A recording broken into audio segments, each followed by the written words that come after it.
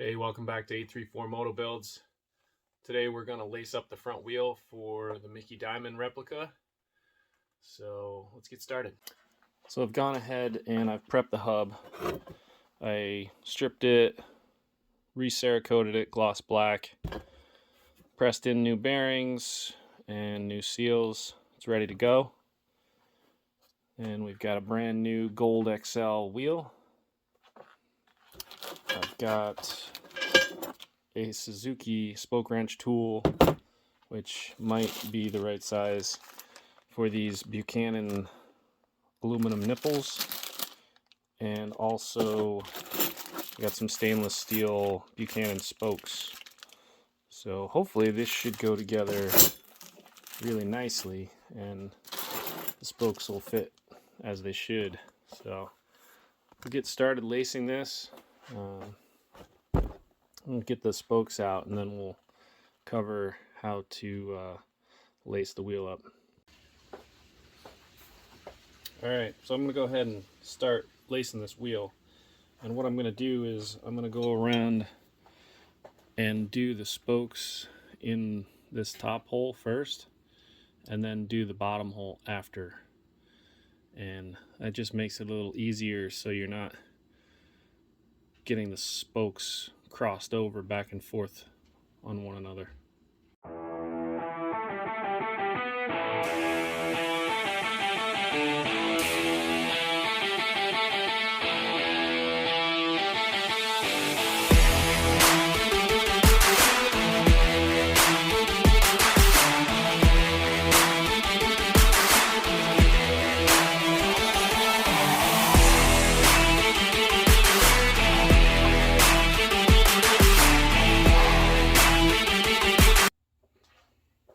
Alright, got the front wheel all laced up here.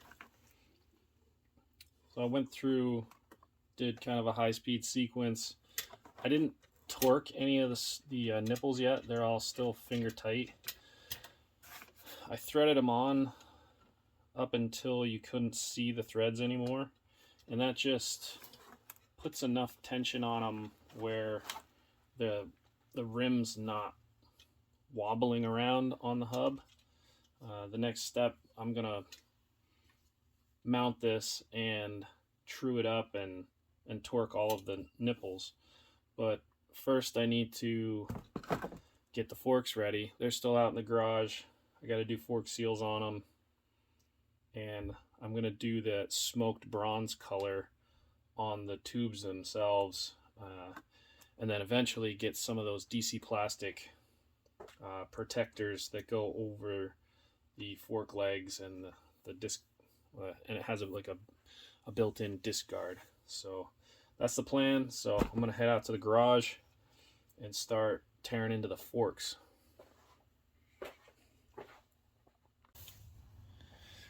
So I've got the forks from the 88 CR125 on the bench here. I'm gonna use these. I was told that the valving in these is a little bit better than the 86 forks. They've got a better mounting flange, I think, for the brake line, and they're a little bit taller, I think, the lower bodies, but other than that I couldn't really tell a difference. I've got a broken off stud. I think I'm going to pull all four of these out. They're all rusted in there. Probably going to have to use some heat, so I'm going to go ahead and disassemble everything, then try and get those out. The oil that was in these, when I took the drain screws out of the bottom here, I sent them off and got them zinc plated. I'd let the pressure out, let all the air pressure out of the forks, and then I did unscrew the caps. There was still a little bit of pressure in there, and it spit out like this mud right out of the drain hole. Now they seem to be draining out a clear, somewhat clear oil. So be interested to see, like, once I pop these seals off, if or what kind of oil is going to be in there.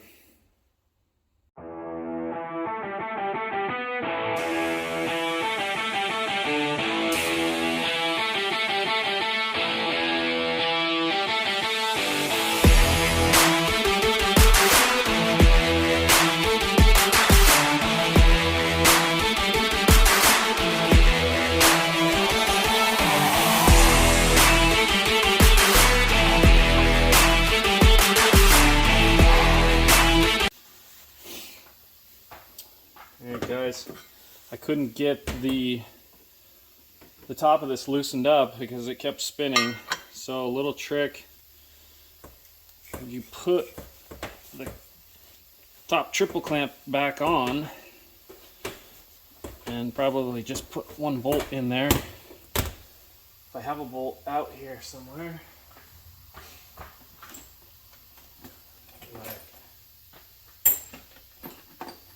This guy might work.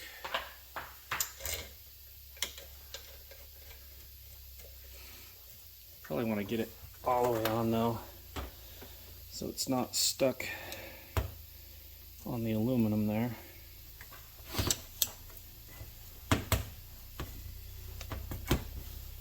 There we go. That on. Snug it up.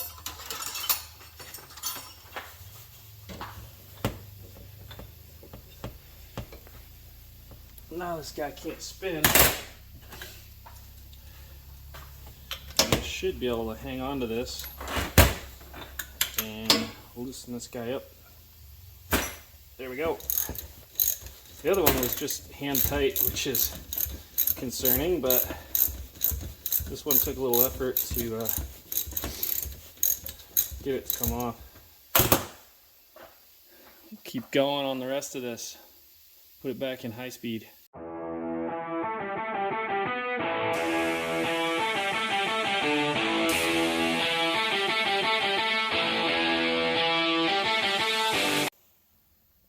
So we've got both fork legs disassembled and cleaned up, just wiped down.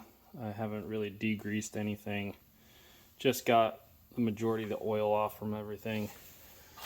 So I like to pair everything up the way that it was on the fork tubes, kind of keep everything together and organized. That way I try not to lose anything that's important. The oil was exactly what I thought.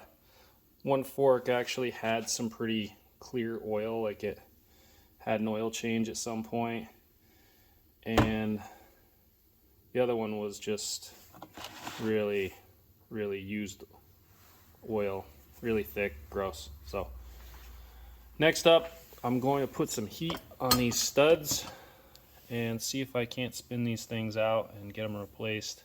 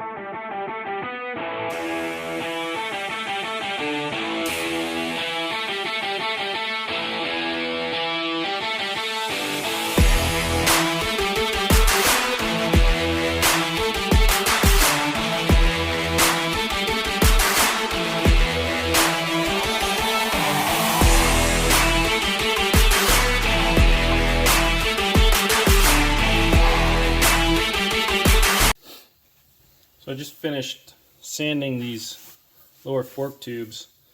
Somebody had gone ahead and started sanding the casting texture off from these, and I feel like they only went where they could really reach.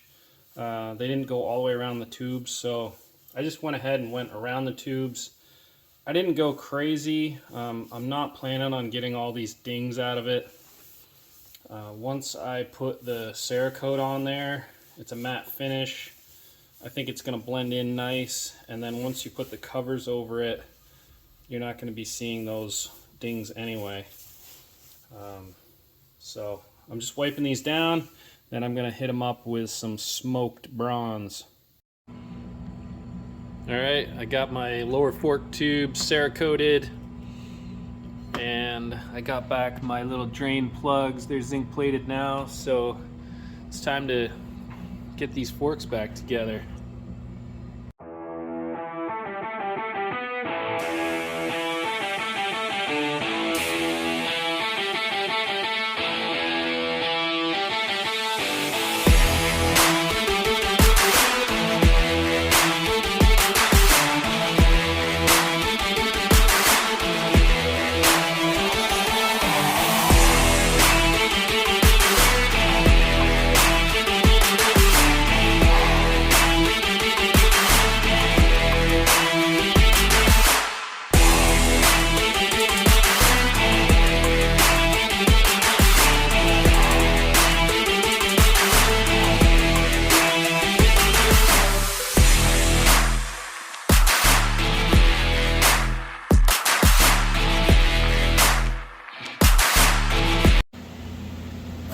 So I have some Motion Pro fork seal drivers. This one is too big. It's what is it, 46 to 47 millimeter, and then I have an even larger, a 48 millimeter. So I'm looking for something to drive the seals in, and I've got this old bearing housing. I'm gonna give this a try. It seems to fit over the fork and down inside the lower, and it's got a nice flange on it, so I can probably put the other driver over it and bump down on this one and push the seal in. So I'm gonna give that a go right here and see what happens.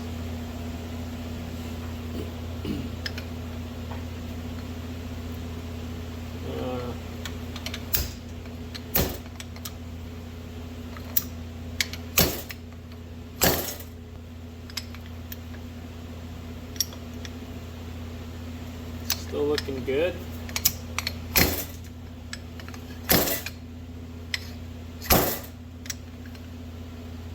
Oh, we're like almost home.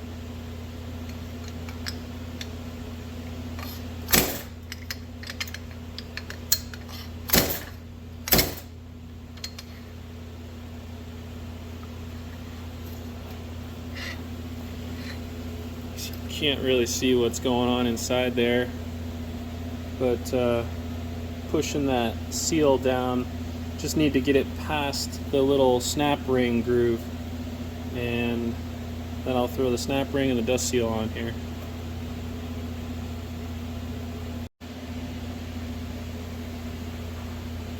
Alright, got the seal seated. Gonna put the snap ring in. Use a flat blade screwdriver. Look at that, snapped right in there. Good to go. And playing dangerous here, just standing this thing up on end. But install the dust seal. I'm gonna put a little bit of oil on it. Don't want to put it on there dry. So just wiping a little bit of oil on the inside. I did the same thing with the main seal in the time-lapse sequence. And slide that down, and it should just pop on there.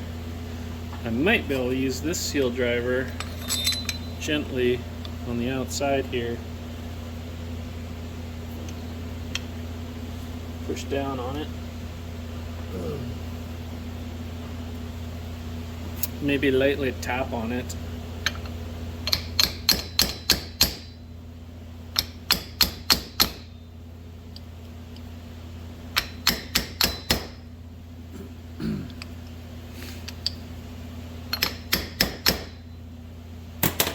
There we go. I'll tell you, these fork seal drivers, if you guys are doing a lot of fork seals, these things are the way to go. On your inverted forks, you know, you can't slide them down over the tube, so they're two pieces.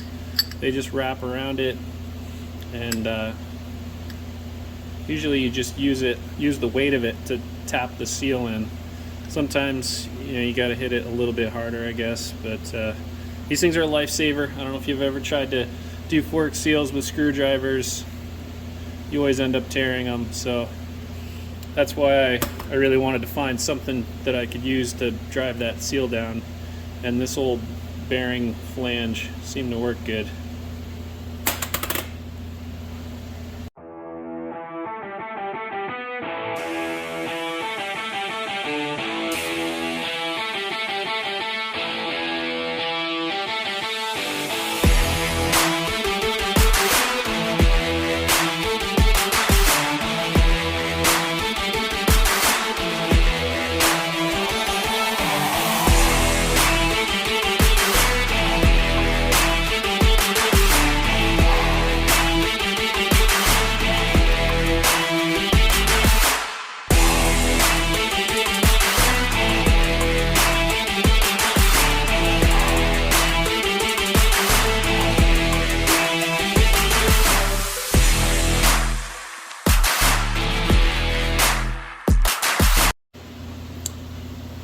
Put a little bit of oil in the fork here.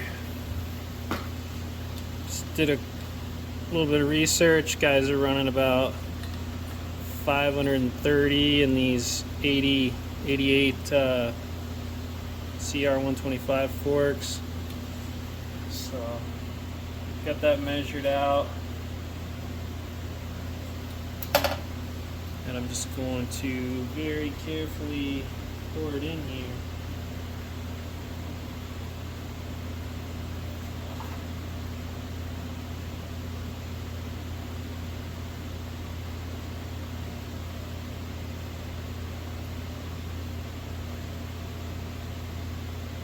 Getting pretty excited to put these back on the bike. So I did Cerakote the lowers. They're a smoked bronze color, and that's to replicate what the HRC Honda team was running back in the late 80s. They weren't running the blue accordions, so I'm not a big fan of those things. I wouldn't didn't want to put them on the bike anyway, so I am gonna run the I think DC Plastics makes a gray cover to go over the lower fork tube. So I am going to get those and put those on there, and there might have been a Showa sticker as well. And I use that Showa sticker, but got these forks all dressed up. Got the oil change, got new fork seals. Got that Cerakote color on there. It's looking pretty awesome. New zinc plating on the drain caps. I still need to order some studs. I had one of them broken and the other ones were just bent and the threads were any good. So I'm gonna go down, get these guys on the bike, and then we'll finish truing up that wheel and maybe get a tire on it.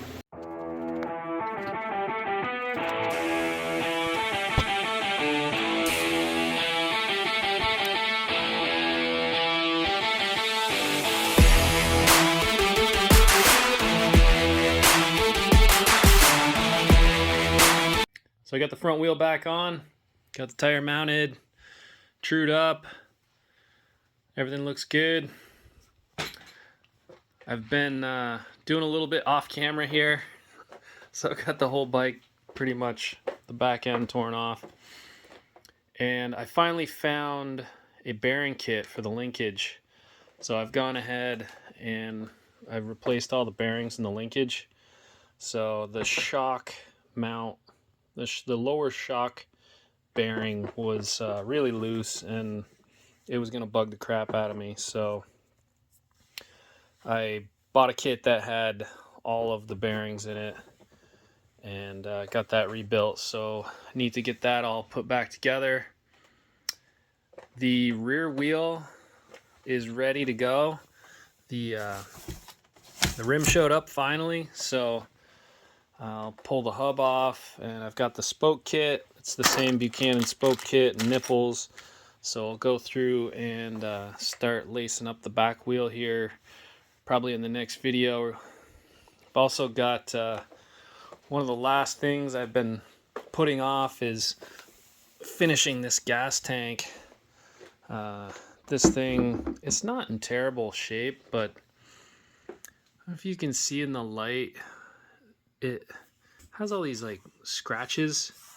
I think somebody took a razor blade to it to try and bring the color back, and they scraped a lot of the like this, I don't know what you call this, blistering or this peeled plastic. They tried scraping it all off, and it just kind of left the tank with all these scratches and lines all over it. So I got some sandpaper. I bought some 600 grit, and I'm gonna go up to probably like a 2000 grit on it and then buff it out. And I know it's gonna suck, so I've been putting it off, and it's finally time to tackle that project. So look for that video coming soon. Thanks for watching, guys. Later.